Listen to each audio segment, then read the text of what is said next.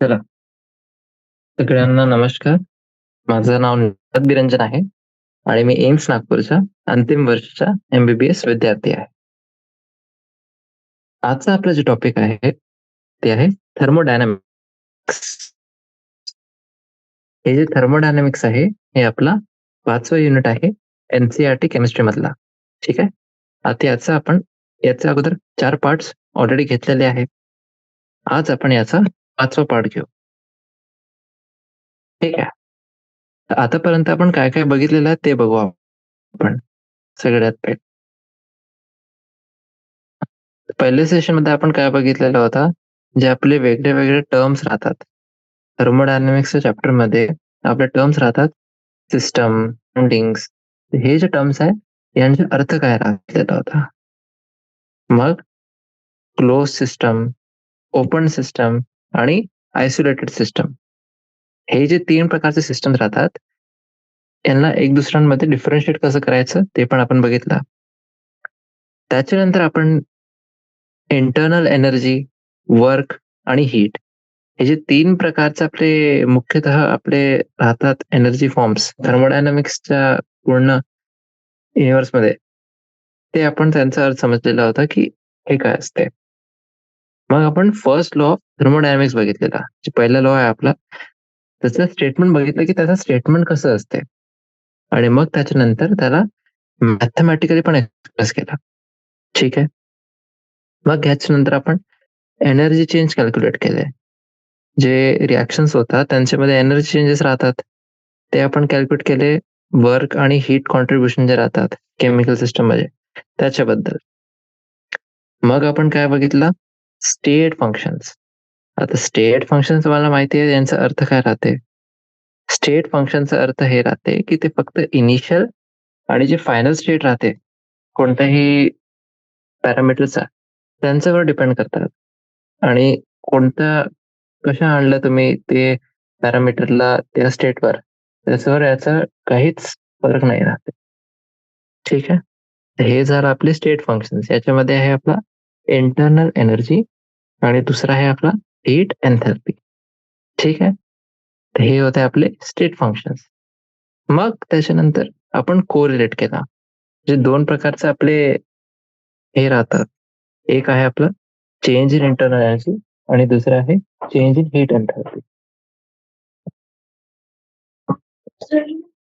वो okay rose उधर ही रहता. आज ओके पाहिजे. ठीक आहे. तर एक आहे आपला चेंज इन इंटरनल एनर्जी आणि दुसरा आहे चेंज इन हीट एन्थॅल्पी. हे जे 2 आपले फंक्शन्स आहेत.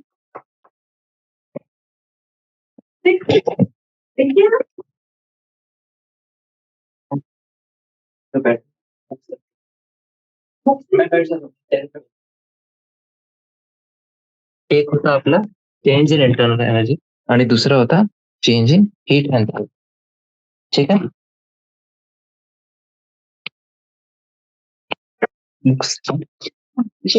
मैं बैठ जाऊ. ठीक आहे. तर याच्या नंतर होता आपला मग जे आपले स्टँडर्ड स्टेट्स होते. ठीक आहे. स्टँडर्ड स्टेट्स राहतात ते वेगळे 2-3 प्रकारचे आपले चेंज इन हीट एन्थॅल्पी राहते. त्यांच्यासाठी आपल्याजवळ स्टँडर्ड स्टेट्स राहतात. आता हे जे स्टँडर्ड स्टेट्स होते त्याच्यामध्ये आपण कोणते कोणते स्टेट्स बघितले. Standard एन्थॅल्पी of vaporisation, standard एन्थॅल्पी of sublimation, त्याच्यानंतर स्टँडर्ड एन्थॅल्पी ऑफ क्रिस्टलायझेशन. ठीक आहे. मग त्याच्यानंतर आपण बघितलं जे एन्थॅल्पी चेंजेस राहतात, जे वेगळे वेगळे टाईपचे आपले रिॲक्शन्स आहेत त्यांच्यासाठी आपला एन्थॅल्पी चेंजेस असतात, ते आपण कॅल्क्युलेट केले. ठीक आहे. मग ह्याच्यानंतर आपण काय बघितलं, Hess law of constant heat summation. जे हेस लॉ आहे हे आपला मेन जे हॉट टॉपिक असते प्रत्येक चॅप्टरचा, ते आपला हे हेस लॉ होता. Hess law of constant heat summation. तर सगळ्यात पहिले आपण हे बघितलं की हे राहते काय आणि त्याच्यानंतर याला आपण अप्लाय कसं करायचं. ठीक आहे. त्याच्यानंतर आपण काय बघितलेलं होतं की एक्सटेन्सिव्ह आणि इंटेन्सिव्ह प्रॉपर्टीज जे राहतात यांचा अर्थ काय राहते आणि हे दोघांमध्ये आपण डिफरन्शिएट कसं करू. ठीक आहे. एकदा आपण एक्सटेन्सिव्ह आणि इंटेन्सिव्ह प्रॉपर्टीज काय राहतात हे बघितलं, मग त्याच्यानंतर आपण डिफाईन केलं जातं स्पॉन्टेनियस प्रोसेस म्हणजे काय असते आणि नॉन स्पॉन्टेनियस प्रोसेस म्हणजे काय असते. आणि त्याच्यानंतर आपण एक्सप्लेन केलं एंट्रोपीला. इथपर्यंत आपण आलेले होते. ठीक आहे. आता आपण बघू हे वालं जे सेशन आहे याच्यामध्ये आपल्याला मेन जे आपलं फोकस राहील मुख्यतः ते राहील गिब्स एनर्जी चेंज काय राहते. जे डेल्टा जी आहे आपला गिब्स एनर्जी चेंज ते काय असते आणि मग आपल्याला डेल्टा जी आणि स्पॉन्टेनिटी मध्ये रिलेशनशिप जे असते ते एस्टॅब्लिश करायचं. एक झालं डेल्टा जी आणि स्पॉन्टेनिटी आणि दुसरं झालं आपलं डेल्टा जी आणि इक्विलिब्रियम कॉन्स्टंट. ठीक आहे. हे जे दोन आपले पॅरामीटर्स आहेत यांच्यामध्ये आपल्याला रिलेशनशिप बघायचं की कसे एकामेकांसोबत रिलेटेड असतात. ठीक आहे. चला तर आजचा जो टॉपिक आहे ते आपण बघू. ठीक आहे. तर आपण स्पॉन्टेनिटीचा अर्थ बघितलेला होता है ना. आणि स्पॉन्टेनियस प्रोसेस काय असते. स्पॉन्टेनियस प्रोसेस आपलं असं इरिव्हर्सिबल प्रोसेस आहे आणि ते आपण रिव्हर्स करू शकतो. त्याला जर आपल्याला मागच्या स्टेटमध्ये घेऊन जायचं आहे आपल्याला, तर काहीतरी एक्सटर्नल एनर्जी पाहिजे आपल्याजवळ. ते एक्सटर्नल एनर्जी जेव्हा येईल तेव्हाच ते आपला त्याच्या मागच्या स्टेटमध्ये जाईल. ठीक आहे. चला आता याच्यानंतर आपला एक आहे आपला is decrease in एन्थॅल्पी a criterion for spontaneity. पण एन्थॅल्पी जर कमी होत आहे ते क्रायटेरिया आहे का स्पॉन्टेनिटीसाठी. इथे लिहिलं आहे if we examine the phenomenon like flow of water downhill or fall of a stone onto the ground, we find that there is a net decrease in potential energy in the direction of change. आणि याची जी analogy आहे ते आपण असं state केली आहे की कोणतंही केमिकल रिएक्शन जे आहे ते स्पॉन्टेनियस आहे पर्टिक्युलर डायरेक्शन मध्ये. कारण की जिथे आपला एनर्जी कमी होत आहे तिथे स्टेबिलिटी वाढत आहे आणि जिथे स्टेबिलिटी वाढत आहे तिथे आपलं एक्झोथर्मिक रिएक्शन्स आहे. जसं की एक्झाम्पल साठी तुम्ही बघा आता जे मी सांगितलं तुम्हाला आता. एक आहे आपला हाफ N2 नायट्रोजन डायनायट्रोजन मॉलिक्यूल आहे आपला गॅशियस त्याचा अर्ध molecule half N2 plus H2 जे गॅशियस आहे. ठीक आहे. हे दोघांना आपण 3/2 H2 आहे हे दोघांना आपण कंबाईन केला. ठीक आहे.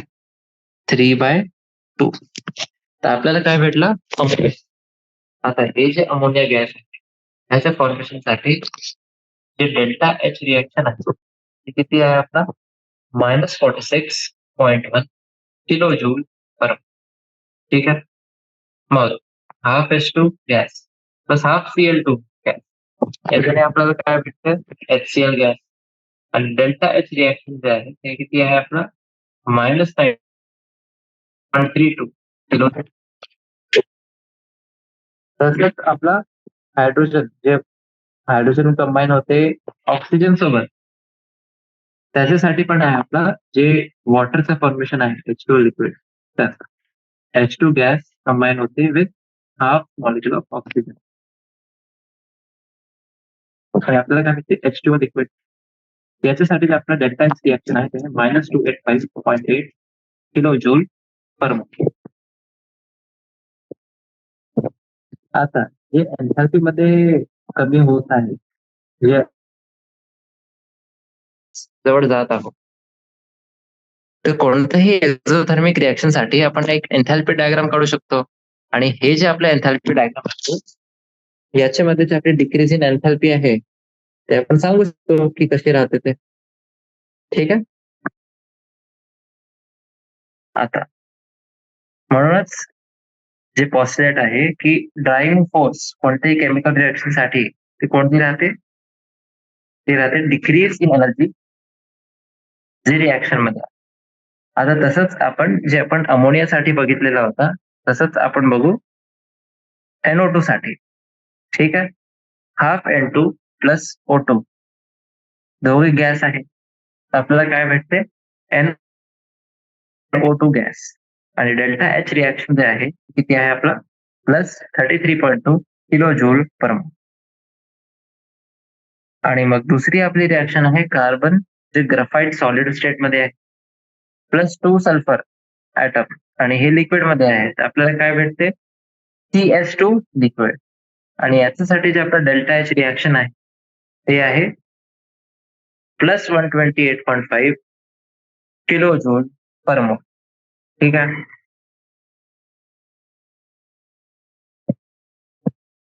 मग आपण बघू enthalpy diagram for exothermic reaction. कोणत्याही एक्झोथर्मिक रिॲक्शन साठी एन्थाल्पी डायग्राम मध्ये आपल्या जे एक्स ऍक्सिस राहते तिथे राहते आपला रिॲक्शन कोऑर्डिनेट आणि वाय एक्स काय राहते? इथे एन्थाल्पी दोन आपले एक आहे रिॲक्टन्स आणि दुसरे आहे प्रोडक्ट्स. प्रोडक्ट्सची टोटल एन्थाल्पी कमी राहते कम्पेअर्ड टू रिॲक्टन्ट्स. आणि जे चेंज आहे याच्यामधला आपला चेंज ते आहे आपला डेल्टा एच आर. म्हणजे किती नेट हीट आहे जे आपली रिॲक्शन मध्ये इव्हॉल्व्ह झालेली आहे. बरोबर. तर हे होतं आपला अमोनियासाठी जे इथे आपण बघितलेला होता. आता NO2 आणि जे C+2S आहे त्याच्यासाठी आपला हे वाला एन्थाल्पी डायग्राम राहते. आणि हे आहे आपला एंडोथर्मिक रिॲक्शन साठी. एंडोथर्मिक रिॲक्शन मध्ये तुम्ही बघू शकता जे प्रोडक्ट्सची एन्थाल्पी आहे ती जास्ती आहे, हायर लेवलवर आहे कम्पेअर्ड टू रिॲक्टंट्स. आणि डेल्टा एच आर तसंच राहते की नेट हीट किती होती जे डिफरन्स आहे. बरोबर. चला मग होता आपला एंट्रोपी आणि स्पॉन्टेनिटी. हे आपला एक्सपेरिमेंट होता की दोन गॅसेसचं डिफ्युजन आपण बघत आहोत. वरच्या डायग्राम मध्ये तुम्ही बघू शकता जे आपलं पूर्ण आपला रेक्टँग्युलर हे आहे त्याच्यामध्ये एक पार्टिशन केलेलं आहे आपण दोन क्यूबचा. लेफ्ट साइडला ब्लॅक वाले आहे आणि राईट साइडला व्हाईट वाले. आणि मग ते पार्टिशन आपण काढला तर डिफ्युजन झाला गॅसेसचा. जे रॅन्डमनेस होती ते वाढली म्हणजे स्पॉन्टेनिटी पण वाढली इथे. म्हणजे एंट्रोपी काय होता आपला? Measure of degree of randomness और डिसऑर्डर इन द सिस्टम. ठीक आहे. आणि जे आपलं क्रिस्टलाइन सॉलिड स्टेट राहते त्याचा सगळ्यात कमी आपल्या एंट्रोपी राहते. एंट्रोपी सगळ्यात कमी आहे म्हणजे सगळ्यात जास्ती डिसऑर्डर्ड आहे, सगळ्यात जास्ती ऑर्डर्ड फॉर्म मध्ये आहे. आणि गॅशियस स्टेट जे आहे त्याची सगळ्यात जास्ती आपली एंट्रोपी राहते म्हणजे सगळ्यात कमी त्याचा ऑर्डर राहते. आता एन्थाल्पी जे आहे आणि एनर्जी चेंज आहे ते आपले स्टेट फंक्शन्स आहे हे माहिती आहे आपल्याला. आणि जे आपले डेल्टा एस आहे म्हणजे चेंज इन एंट्रोपी ते पण आपला इंडिपेंडंट ऑफ पाथ आहे म्हणजे हे पण स्टेट फंक्शन. ठीक आहे. आणि आपण फॉर्म्युले पण बघितलेले होते मागच्या क्लासमध्ये. हे फॉर्म्युले कोणते होते? Delta S is equal to Q reversible upon T. Total entropy change जे आहे आपली ते राहते आपली सिस्टम प्लस सराउंडिंग आणि ते आपली शून्यपेक्षा जास्त व्हायला पाहिजे. जेव्हा कोणतेही सिस्टम इक्विलिब्रियम मध्ये आहे तेव्हा एंट्रोपी जे आहे ते मॅक्झिमम राहते आणि जे चेंज इन एंट्रोपी आहे ते शून्य राहते. म्हणजे डेल्टा एस सिस्टमचा फॉर्म्युला काय झाला? Q system reversible divide by T. आता आपल्याला असं हे भेटते की दोघेही जे आपलं रिव्हर्सिबल आणि इरिव्हर्सिबल एक्सपान्शन आहे आयडियल गॅस साठी आयसोथर्मल कंडिशन्स मध्ये. आयसोथर्मल म्हणजे कॉन्स्टंट टेम्परेचर आहे. चेंज इन इंटरनल एनर्जी जे आहे ते शून्य राहते पण टोटल चेंज इन एंट्रोपी जे आहे ते आपलं शून्य नाही राहत इरिव्हर्सिबल प्रोसेस साठी. ठीक आहे. म्हणजे जे आपलं चेंज इन इंटरनल एनर्जी आहे ते आपलं डिस्क्रिमिनेट नाही करत की रिव्हर्सिबल प्रोसेस आहे की ते इरिव्हर्सिबल प्रोसेस आहे. पण जे डेल्टा एस आहे चेंज इन एंट्रोपी ते आपलं डिफरन्शिएट आणि डिस्क्रिमिनेट करून देत. आता आपण बघू आपला नेक्स्ट टॉपिक जे आहे गिब्स एनर्जी आणि स्पॉन्टेनिटी. याचं काय अर्थ राहते? आता आपण हे बघितलेलं आहे की कोणत्याही सिस्टमसाठी जे टोटल एंट्रोपी चेंज आहे डेल्टा एस टोटल, तर डेल्टा एस टोटल आपला डिसाईड करते की जे प्रोसेस आहे ते स्पॉन्टेनियस राहील की स्पॉन्टेनियस नाही राहील, बरोबर. पण जे आपले मोस्ट ऑफ केमिकल रिएक्शन्स राहतात ते क्लोज सिस्टम्स राहतात किंवा ओपन सिस्टम राहतात. फक्त हे हे दोघे जे कॅटेगरीज आहे यांच्या मधातला एक कॅटेगरी मध्ये ते येतात. म्हणूनच जे मोस्ट ऑफ आपले केमिकल रिएक्शन्स आहे त्यांच्यामध्ये एन्थॅल्पी मध्ये आणि एंट्रोपी मध्ये पण दोघे मध्ये आपले चेंजेस राहतात. आणि हे मागच्या सेक्शन्सचं आपण जेव्हा डिस्कशन केलं आहे त्याच्यानी हे क्लिअर आहे की फक्त जर आपण बघू की एन्थॅल्पी कमी होत आहे किंवा एंट्रोपी वाढत आहे, फक्त एक जे फॅक्टर आहे ते आपला डिटरमाइन नाही करू शकते की जे स्पॉन्टेनियस चेंज आहे हे सिस्टमचा ते कोणत्या डायरेक्शन मध्ये जाईल, है ना. जे फक्त एकच पॅरामीटरचा आपण पूर्ण हे नाही घेऊ शकतो विश्वास की हे पॅरामीटरने म्हटलं आहे की हे प्रोसेस स्पॉन्टेनियस व्हायला पाहिजे, तर ते स्पॉन्टेनियस राहील प्रोसेस असं नाही आहे. ठीक आहे. आणि हेच जे प्रॉब्लेम झालेली होती त्याच्यासाठी आपण एक नवीन थर्मोडायनॅमिक फंक्शनचा इन्व्हेन्शन केला. आणि हे जे आपलं फंक्शन आहे थर्मोडायनॅमिक फंक्शन ते आहे आपलं गिब्स एनर्जी किंवा त्याला गिब्स फंक्शन पण म्हणतात. आणि याचं सिम्बल जे असते ते आपलं असते कॅपिटल जी. ठीक आहे. काय आहे? गिब्स एनर्जी किंवा गिब्स फंक्शन आणि याचं सिम्बल आहे कॅपिटल जी. आता जे फॉर्म्युला आहे ते तुम्हाला लक्षात ठेवाच लागेल. हे राखून घ्या तुम्ही फॉर्म्युला पण करू शकतो, पण आपण ते तिथं नाही जाऊ. त्याच आपले जे स्कोप आहे त्याचं खूप पुढे आहे ते. तर जे आपला फॉर्म्युला आहे ते फॉर्म्युला काय आहे? G is equals to H minus T S. आता जे जी आहे ते आहे आपलं गिब्स फंक्शन म्हणजे एक्सटेन्सिव्ह प्रॉपर्टी. एक्सटेन्सिव्ह प्रॉपर्टी तर आहे हे, आणि हे स्टेट फंक्शन पण आहे. ठीक आहे. आणि जे चेंज इन गिब्स एनर्जी आहे सिस्टमसाठी म्हणजे डेल्टा जी सिस्टम. वरचा आपला एक्सप्रेशन होतं त्याच्यामध्ये काय होतं? G is equals to H minus T S हे होती ऍब्सोल्यूट गिब्स एनर्जी किंवा गिब्स फंक्शन. पण आता चेंज इन गिब्स एनर्जी जे आहे डेल्टा साइन सिस्टमसाठी आपण कसं लिहू शकतो त्याला? Delta G system is equals to delta H system minus T into delta H system minus S system into delta T. म्हणजे एकदा टीचं समोर डेल्टा आणि एकदा एसच्या समोर डेल्टा. ठीक आहे. आणि दोघेमध्ये जे आपली एंट्रोपी आहे ते आपल्याला सिस्टम शिकायचे आहे. कॉन्स्टंट टेम्परेचरवर आता डेल्टा टी शून्य होऊन जाईल. ठीक आहे. म्हणजे delta G system is equals to delta H system minus T delta S system. ठीक आहे. तर हे झालं आपला मेन फॉर्म्युला कॉन्स्टंट टेम्परेचरवर. आणि जर कॉन्स्टंट टेम्परेचर तुम्हाला नाही दिलेलं आहे तर हे वाला फॉर्म्युला आहे. Delta G system is equals to delta H system minus T into delta S system minus S system into delta T.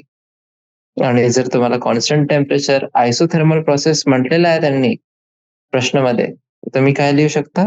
Delta G system is equals to delta H system minus T delta H system झाला. आणि प्रत्येक वेळा असं नाही आहे की तुम्हाला system system system असं लिहावंच लागेल, बरोबर. एल व्ही यादव सारखा आपला काही हे नाही आहे इथे प्रोपगंडा पॉलिसी. तर आपण काय लिहू इथे? फक्त जे सिस्टम वाला सबस्क्रिप्ट आहे ते आपण काढून घेऊ आणि आपण काय लिखू? Delta G is equals to delta H minus T delta S. ठीक आहे. फक्त हेच लिहू आपण आणि हेच आपला कोर फॉर्म्युला आहे याच्या नंतरचा. ठीक आहे. तर हे वाला फॉर्म्युला समजलं तुम्हाला? आता ह्यालाच आपण वर्ड्स मध्ये पण इथे दिलेलं आहे की गिव्स एनर्जी चेंज आपला काय राहते?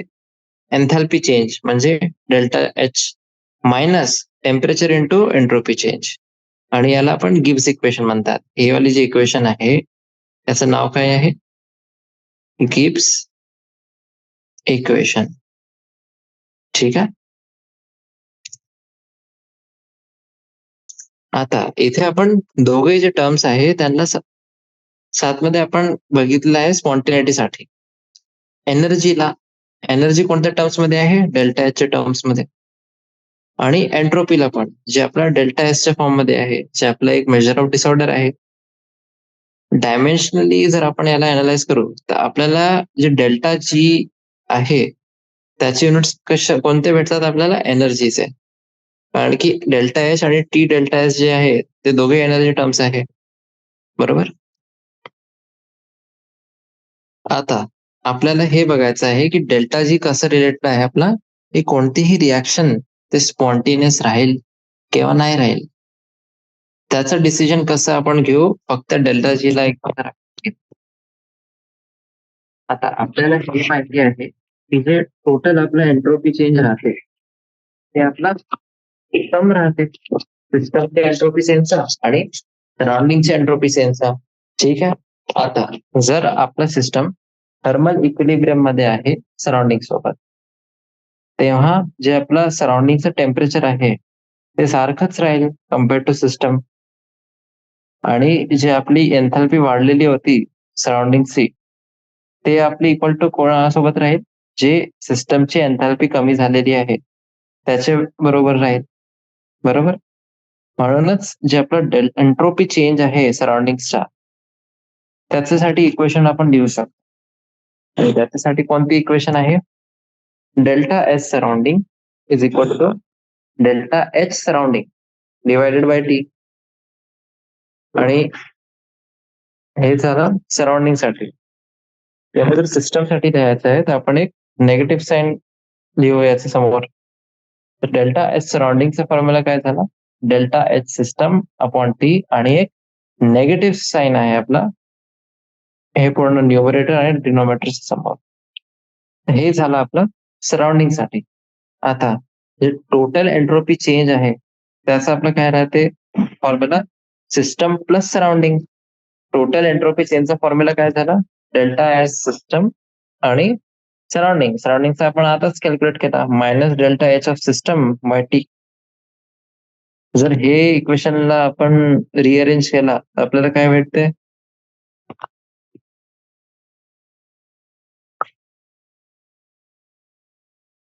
T delta H total is equals to T delta H system minus delta H system. Spontaneous process जर आपल्याला पाहिजे तर आपल्याला हे माहिती आहे की टोटल एंट्रोपी चेंज जे आहे ते शून्यापेक्षा जास्ती व्हायला पाहिजे.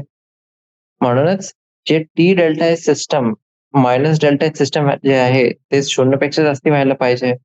म्हणजे minus delta H system minus T delta system ते पण शून्यपेक्षा जास्ती व्हायला पाहिजे. आता इक्वेशन 5.21 जे आपण बघितलेले होते, मी तुम्हाला सांगितलं होतं की हे खूप महत्वपूर्ण इक्वेशन आहे. त्याचा आपण प्रयोग करू. आणि जे आपली वरची हे इक्वेशन आहे त्याला आपण कसं लिहू शकतो?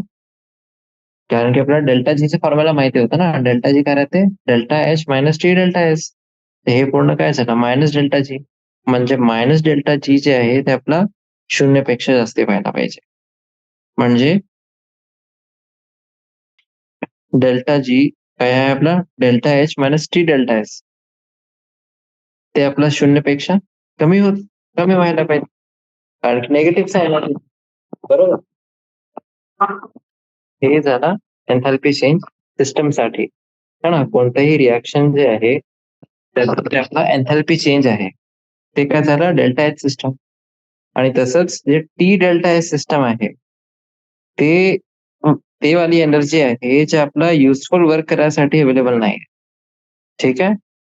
म्हणजे जे आपलं डेल्टा जी आहे ते आपली नेट एनर्जी अवेलेबल जे आपल्याला आपल्या जवळ आहे की आपण युजफुल वर्क करू शकतो, जे आपलं कामाचं काम आहे ते आपण करू शकतो, त्याच्यासाठी जे आपली एनर्जी असते ते आहे आपला डेल्टा जी. ठीक आहे. आणि हे म्हणूनच आपली जे मेजर आहे ते कोणाचं मेजर आहे? Free energy. आणि हेच कारण आहे की आपण त्याला फ्री एनर्जी ऑफ रिॲक्शन पण म्हणतो. ठीक आहे. चल.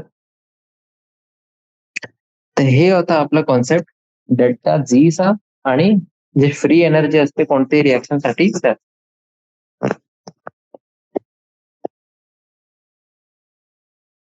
आता आपल्याला हे माहिती आहे की डेल्टा जी जे आहे गिव्स एनर्जी चेंज किंवा आपण त्याला फ्री एनर्जी चेंज पण म्हणू शकता. ते आपल्याला स्पॉन्टेनिटी साठी एक क्रायटेरिया देते. पण हे जे क्रायटेरिया आहे ते कॉन्स्टंट प्रेशर आणि कॉन्स्टंट टेम्परेचरवर हे टेम्परेचर आणि ते क्रायटेरिया आपलं काय आहे की जर डेल्टा जी जेव्हा नेगेटिव्ह असेल तेव्हा प्रोसेस आपला स्पॉन्टेनियस राहील आणि डेल्टा जी जर पॉझिटिव्ह झाला तेव्हा प्रोसेस आपला नॉन स्पॉन्टेनियस होऊन जाईल. हे दोघे क्रायटेरियाज आहे. आता नोट मध्ये आपल्याला एक दिलेलं आहे काय की कोणतीही रिॲक्शन जर त्याच्या जवळ पॉझिटिव्ह एन्थॅल्पी चेंज आहे आणि पॉझिटिव्ह एंट्रोपी चेंज आहे तेव्हा ते स्पॉन्टेनियस केव्हा होऊ शकते जेव्हा टी डेल्टा एस आपला लार्ज इनफ राहील की ते आपला डेल्टा एच ला आउटवे करून घेईल. ठीक आहे, डेल्टा एचच्या समोर त्या टी डेल्टा एच ची व्हॅल्यू आहे ते जास्ती राहील. आता हे आपलं दोन प्रकाराने होऊ शकतं.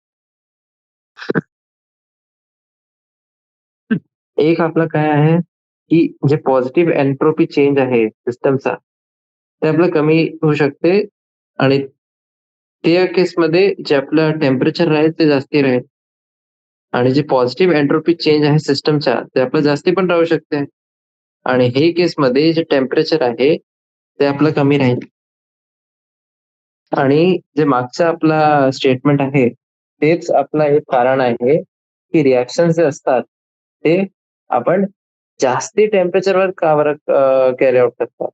ठीक आहे, जे रिॲक्शन आपल्याला करायचं आहे ते आपण जास्ती टेम्परेचर का बरं करतात त्याचं जे कारण आहे ते हे तेच दिलेलं आहे.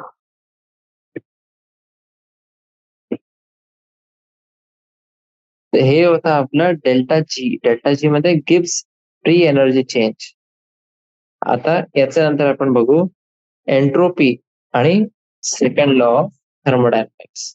एंट्रोपीच्या अर्थ तर आपण बघितलेला. आता सेकंड लॉ ऑफ थर्मोडायनॅमिक्स जे राहते ते आपण ठीक आहे.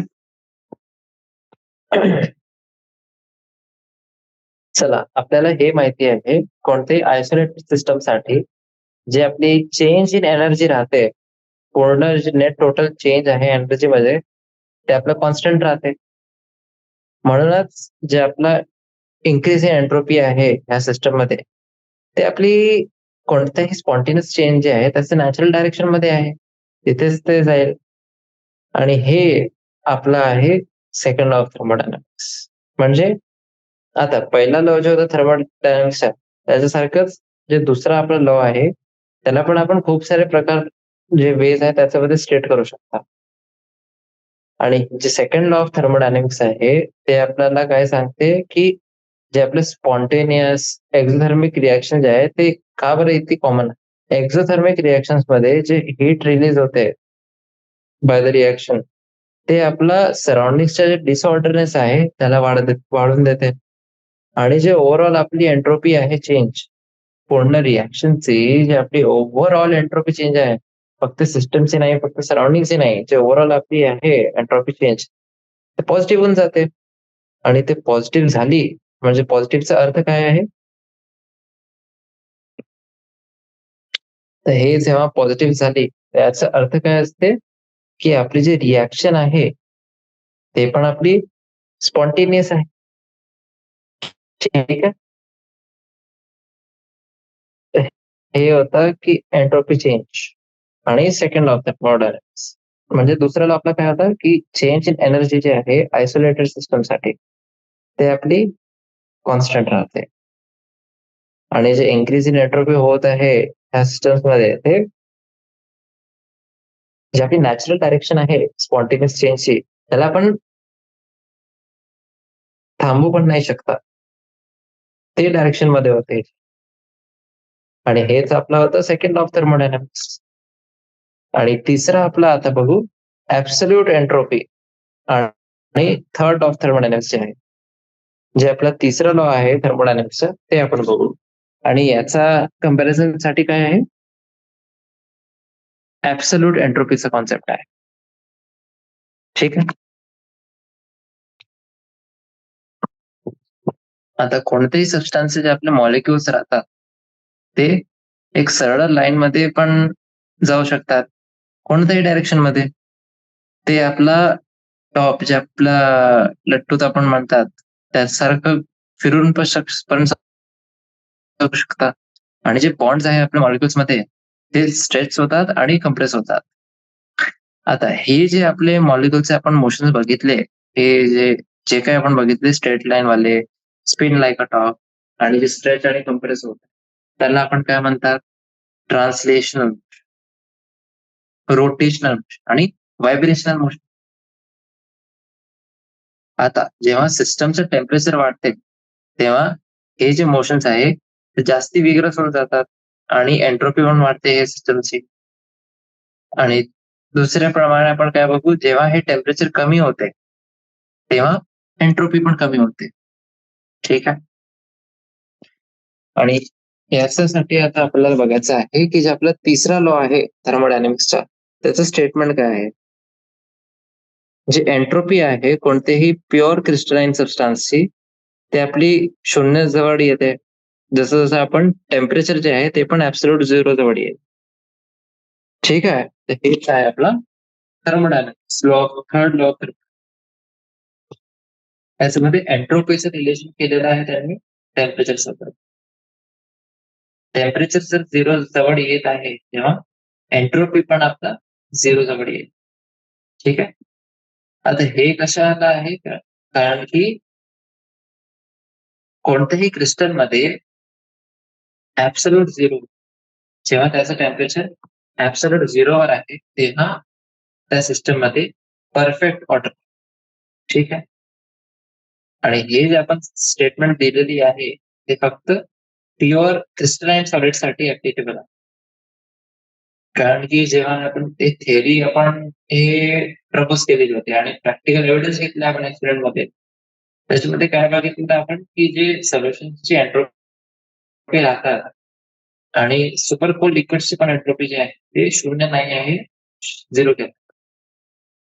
आता तिसरा लॉ जे आहे त्याचा जे महत्व आहे ते कोणत्या फॅक्ट मध्ये राहते की हे आपल्याला परमिट करून देते की आपण ऍब्सोल्यूट व्हॅल्यू जे आहे एंट्रोपीची कोणत्याही प्युअर सबस्टन्स आपल्याला दिलेला आहे त्याची ऍब्सोल्यूट व्हॅल्यू जी आहे एंट्रोपीची ती कॅल्क्युलेट करू शकतो.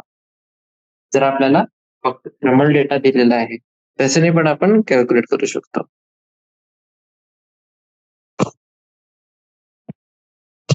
हे आपल्याला माहिती आहे की कोणत्याही प्युअर सबस्टन्स साठी हे जे आपला आपण करत आहोत, हे जे थर्ड लॉ ऑफ थर्मोडायनामिक्स आहे याचं ऍप्लिकेशन आपल्याला करायचं आहे.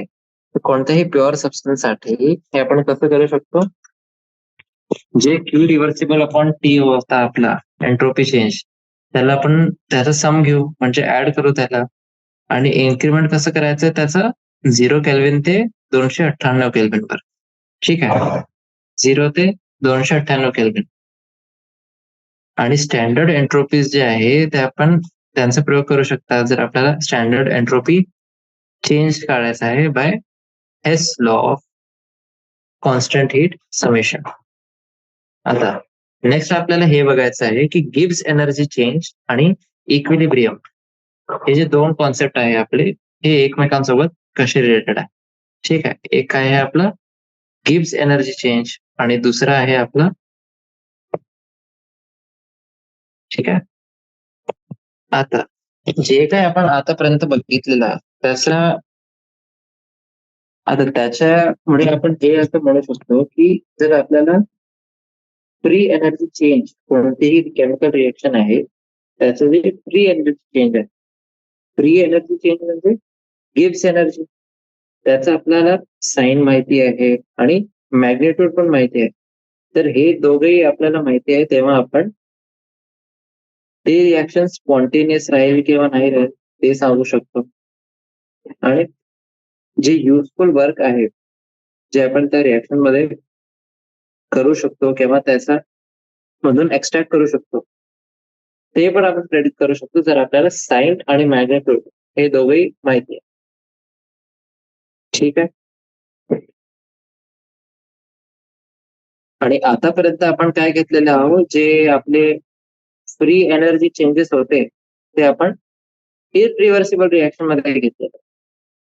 आता हेच जे आपले फ्री एनर्जी चेंज आहे ते आपण रिव्हर्सिबल रिएक्शन मध्ये. आता रिव्हर्सिबल, हे जे रिव्हर्सिबल आपला शब्द आहे त्याचा अर्थ काय आहे?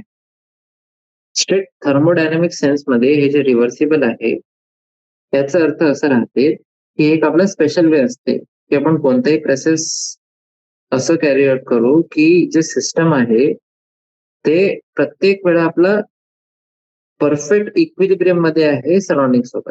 ठीक आहे. टी इज इक्वल्स टू काही पण घ्या, तुम्ही कोणताही टाइम घ्या, कोणताही टाइम स्नॅपशॉट घ्या, प्रत्येक वेळा ते आपलं परफेक्ट इक्विलिब्रियम मध्ये राहील सराउंडिंग सोबत. आता हेच जे आपलं कॉन्सेप्ट आहे रिव्हर्सिबलचा, ते जेव्हा आपण अप्लाय केला केमिकल रिएक्शनला, तेव्हा हे जे टर्म आहे रिव्हर्सिबल, ते हे सांगते की कोणतीही रिएक्शन आपली कोणत्याही डायरेक्शन मध्ये सायमल्टेनियसली जाऊ शकते. आणि आणि का बरं हे डायरेक्शन मध्ये जाईल? सो दॅट कोणते जे आपलं डायनॅमिक इक्विलिब्रियम आहे ते आपला सेटअप होऊन जाईल. डायनॅमिक इक्विलिब्रियम मध्ये ते फॉरवर्ड मध्ये पण जात आहे आणि बॅकवर्ड पण येत आहे, म्हणजे दोघेही होत आहे. फॉरवर्ड आणि बॅकवर्ड दोघेही होत आहे आणि डायनॅमिक इक्विलिब्रियम आपला सेटअप होते. त्याच्यासाठीच हे आपलं रिव्हर्सिबल प्रोसेसच्या महत्व राहते केमिकल रिएक्शन. आणि याला असं पण म्हणू शकता की जे आपले रिएक्शन्स आहे दोघे डायरेक्शन मध्ये, ते असे आपले प्रोसीड व्हायला पाहिजे की जे आपलं फ्री एनर्जी राहील त्याच्यामध्ये डिक्रीज होते. ठीक आहे. पण हे आपलं आता इम्पॉसिबलच आपण म्हणू शकतो की असं कसं होईल की दोघे डायरेक्शन मध्ये होत आहे, रिएक्टन्स ते प्रोडक्ट्स आणि प्रोडक्ट्स ते रिएक्ट, दोघे मध्ये आपल्याला फ्री एनर्जी मध्ये डिक्रीज व्हायला पाहिजे. तर हे असं तर नाही होऊ शकते. हे पॉसिबल तेव्हाच आहे जेव्हा इक्विलिब्रियम वर जी फ्री एनर्जी आहे सिस्टमची ते मिनिमम आहे. ठीक आहे. इक्विलिब्रियम स्टेट मध्ये जी फ्री एनर्जी होती आपली सिस्टमची, ते आपल्याला सगळ्यात कमी पाहिजे होती. आता हे जर मिनिमम नाही राहील तेव्हा जे सिस्टम आहे आपला ते स्पॉन्टेनियसली चेंज होईल. आता इथे हे वाला जे प्रोसेस राहील ते स्पॉन्टेनियस राहील आणि ते जे लोअर त्याच्यापेक्षा कमी जे फ्री एनर्जी वाला कॉन्फिगरेशन आहे तिथे सिस्टम आपला निघून जाणार. ठीक आहे. म्हणूनच जे आपला क्रायटेरिया आहे इक्विलिब्रियम साठी आणि जे आपले रिएक्शन आहे, आपली सॅम्पल रिएक्शन आहे ते काय आहे? ए प्लस बी आपल्याला देते सी प्लस डी आणि सी प्लस डी आपल्याला काय देते? ए प्लस बी. हे फॉरवर्ड रिएक्शन आहे आणि एक बॅकवर्ड रिएक्शन आहे. त्यात जे इक्विलिब्रियम आहे त्याच्यासाठी डेल्टा जी रिएक्शन म्हणजे गिव्स एनर्जी फॉर रिएक्शन. जे गिव्स एनर्जी आहे आपल्या रिएक्शन साठी ते आपल्याला 0 पाहिजे. Change in gives energy. आणि जे आपली गिव्स एनर्जी आहे कोणत्याही रिएक्शन साठी, त्याच्यामध्ये सगळे जे आपले रिएक्टंट्स आणि प्रोडक्ट्स आहे ते स्टँडर्ड स्टेट मध्ये आहे. त्याच्यासाठी डेल्टा जी रिएक्शन जे आहे ते इक्विलिब्रियम कॉन्स्टंट सोबत कसे रिलेटेड आहे? इक्विलिब्रियम साठी आपल्याला 0 पाहिजे. 0 is equals to delta G reaction plus R T L N K. म्हणजे डेल्टा जी रिएक्शनचा फॉर्म्युला काय झाला? Minus R T L N K. म्हणजे आता हे नॅचरल लॉगला आपण जे एल एन आहे त्याला लॉग मध्ये कन्वर्ट करू. हे आपल्याला कसे भेटते? हे delta G reaction is equals to -2.303 R T log K. समजलं? जे मेन रिएक्शन आहे आपली, मेन जे फॉर्म्युला आहे, एक हे बघा की इक्विलिब्रियम साठी डेल्टा जी रिएक्शन 0 पाहिजे आहे. आता हे जेव्हा 0 होईल तेव्हा डेल्टा जी चा फॉर्म्युला काय राहील ते लक्षात ठेवा तुम्ही. जे आपला डेल्टा जी रिएक्शन आहे त्याचा फॉर्म्युला काय होऊन जाईल? -2.303 आर टी लॉग के. ठीक आहे. आणि आपल्याला हे पण माहिती आहे की डेल्टा जी रिएक्शन जे आहे ते आपलं राहते delta H reaction minus T delta H reaction, आणि हेच आपल्याला राहते minus R T L N K. हे आपल्याला दुसरं फॉर्म्युला भेटलं, ज्याच्यामध्ये आपण 2-3 पेक्षा जास्ती आपण पॅरामीटर्सला कम्पेअर करत आहोत. ठीक आहे. आता स्ट्रॉंगली एंडोथर्मिक रिएक्शन आहे. एंडोथर्मिक म्हणजे हीट आपली ऍब्झॉर्ब होत आहे. तर जे रिएक्शन आपले स्ट्रॉंगली एंडोथर्मिक आहे त्यांच्यासाठी जे डेल्टा एच रिएक्शनचे व्हॅल्यू जे आहे ते जास्त राहील आणि पॉझिटिव्ह पण राहू शकते. ह्या केसमध्ये जे के चे व्हॅल्यू आहे ते खूप कमी राहील कम्पेअर टू 1 आणि जे आपले रिएक्शन आहे ते रिएक्शन खूप अनलाईकली आहे की या रिएक्शन मध्ये आपलं आता प्रोडक्टचं फॉर्मेशन होईल. कारण की जेव्हा इतकी कमी व्हॅल्यू आहे तर प्रोबॅबिलिटी खूपच कमी होऊन जाईल. ठीक आहे. तर हे होतं आपला स्ट्रॉंगली एंडोथर्मिक रिएक्शन. आता ते रिएक्शन ज्याच्यामध्ये आपले एक्झोथर्मिक रिएक्शन, जे हीट आपली सराउंडिंग मध्ये जात आहे तेव्हा जे आपलं डेल्टा एच रिएक्शन राहील ते जास्ती राहील कम्पेअर टू, म्हणजे लार्ज राहील आणि नेगेटिव्ह राहील. ठीक आहे. आणि जे डेल्टा जी रिएक्शन आहे ते आपला लार्ज आणि नेगेटिव्ह राहील. ह्या केसेसमध्ये जे आपला के आहे इक्विलिब्रियम कॉन्स्टंट ते आपला 1 पेक्षा खूपच जास्ती राहील. आणि आपण एक्सपेक्ट करू शकतो की जे स्ट्रॉंगली एक्झोथर्मिक रिएक्शन्स आहे त्यांचा के जे व्हॅल्यू आहे इक्विलिब्रियम कॉन्स्टंट ते जास्ती राहते. आणि म्हणूनच हे वाले जे रिएक्शन्स आहे ते आपले कम्प्लिशनच्या जवळ येणार.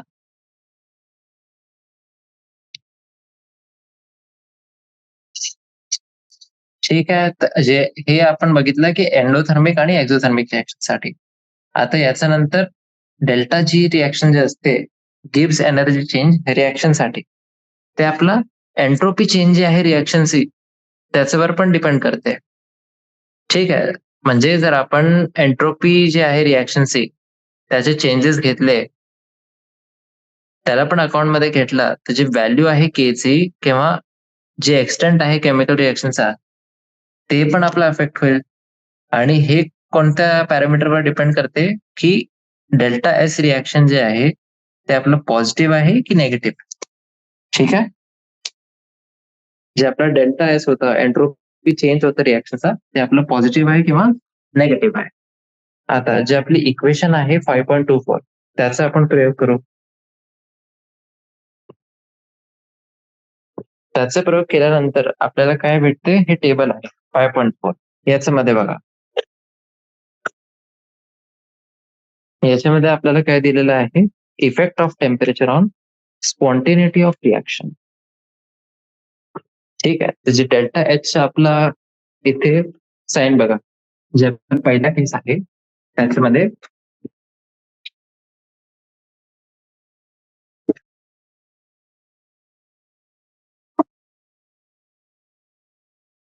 पहिला जे केस आहे साइन आहे आपला निगेटिव्ह.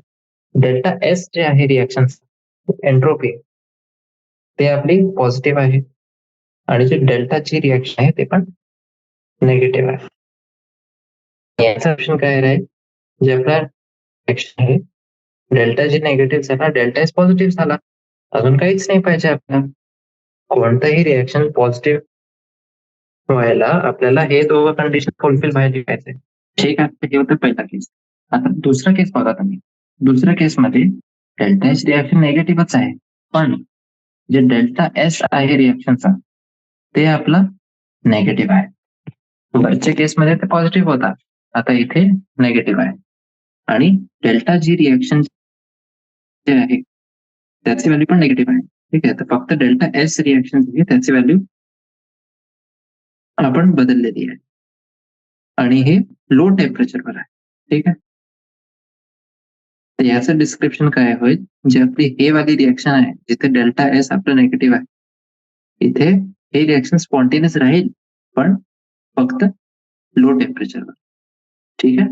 आता नेक्स्ट बघा, डेल्टा एच ची व्हॅल्यू निगेटिव्ह आहे, डेल्टा एस जे आहे त्याची व्हॅल्यू पण निगेटिव्ह आहे आणि डेल्टा जी जे आहे रिएक्शनचा त्याची व्हॅल्यू आपली पॉझिटिव्ह आहे आणि हे व्हॅल्यू पॉझिटिव्ह आहे हाय टेम्परेचरवर. ह्या केसमध्ये जे आपली रिएक्शन आहे ते आपली नॉन स्पॉन्टेनियस राहील. जास्त टेम्परेचर जेव्हा आहे, रिएक्शन जर आपली जास्त टेम्परेचरवर होत आहे तेव्हा ही रिएक्शन आपली नॉन स्पॉन्टेनियस आहे. ठीक आहे. तसंच चौथा केस बघा तुम्ही. चौथा आपला केस जे आहे त्याच्यामध्ये डेल्टा एच रिएक्शन पॉझिटिव्ह आहे. डेल्टा एस रिएक्शन जे आहे ते पण पॉझिटिव्ह आहे. पण जे डेल्टा जी रिएक्शन आहे ते आपली पॉझिटिव्ह आहे.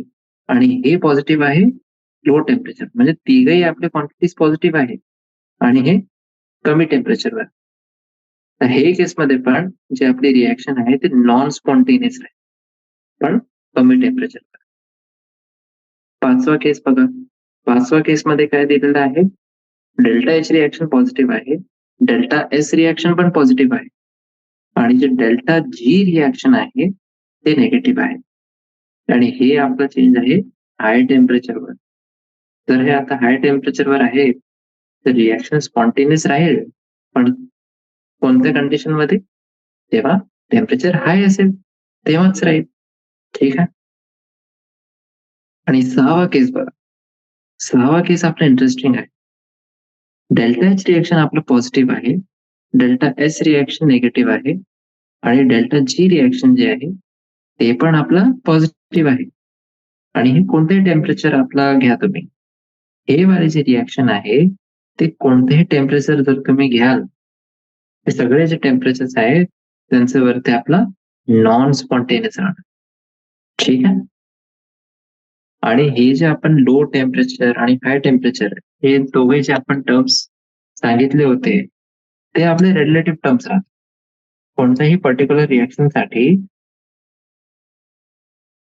जे आपलं हाय टेम्परेचर आपण म्हणतो ते आपलं मीन रूम टेम्परेचर पण राहू शकते. तर हे दोघे जे आहे ते आपले रिलेटिव्ह टर्म्स राहतात. ठीक आहे. चला, आपण आता घेतलेलं होतं की डेल्टा एसचं साइन आणि टेम्परेचर जे आपलं राहते टेम्परेचरवर ते डिपेंड करते.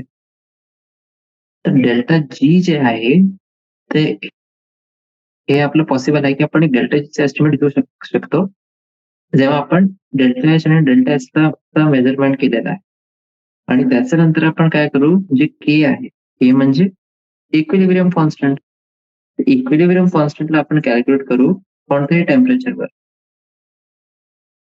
आणि याच्यामुळे आपण जे प्रॉडक्ट्स आहे त्याचे इकॉनॉमिक यील्ड काढू शकतो. ठीक आहे. तर हे एक ऍप्लिकेशन होता.